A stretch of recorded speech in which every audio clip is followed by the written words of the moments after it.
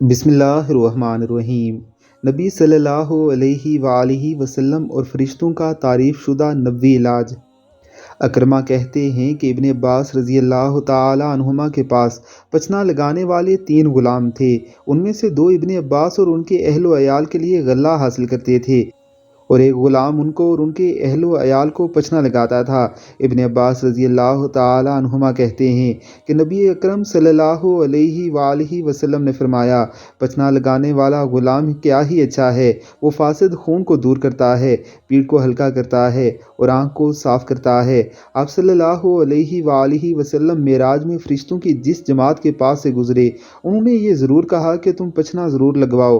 آپ صلی اللہ علیہ وآلہ وسلم نے فرمایا، ہمارا پچنا لگوانے کا سب سے بہتر دن یعنی حجامہ کروانے کا سب سے بہتر دن مہینے کی 17ویں، 19ویں اور 21ویں تاریخ ہے۔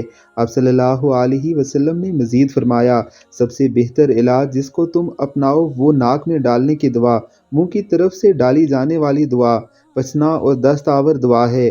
رسول اللہ صلی اللہ علیہ وآلہ وسلم کے منہ میں عباس اور صحابہ کرام نے دعا ڈالی۔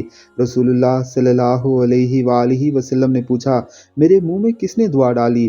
تمام لوگ خاموش رہے تو آپ نے فرمایا، گھر میں جو بھی ہو اس کے منہ میں دعا ڈالی جائے سوائے آپ کے چچا عباس کے۔ راوی عبد کہتے ہیں کہ نضر نے کہا، لدود سے مراد وجور ہے، حلق میں ڈالنے کی ایک دعا ہے، یعنی منہ میں ڈالی جانے والی دعا۔ اس سنت طریقے کے مطابق ایک بار علاج کر کے دیکھیے، انشاءاللہ آپ تمام عمر کسی دوسرے علاج کی طرف نہیں جائیں گے۔